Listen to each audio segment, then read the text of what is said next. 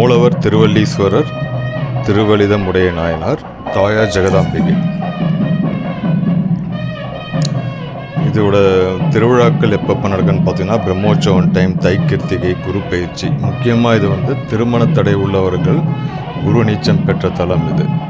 அவங்க வந்தாங்கன்னா சில வாரத்திலேயே திருமண தடை நீங்கன்னு சொல்கிறாங்க. அதனாலேயே இது வந்து குரு ஸ்தலத்தில் ஒன்றா இருக்குது.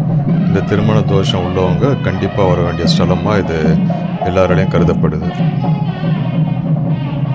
கோவில் டைமிங் பார்த்தீங்கன்னா காலையில் 6:30லேருந்து மதியானம் ஒரு 12 வரைக்கும் இருக்குது. அதுக்கப்புறம் ஈவினிங் ஒரு 4 o'clock மேலே ஓப்பன் பண்ணாங்கன்னா நைட்டு ஒரு 8-9 வரைக்கும் இருக்குது.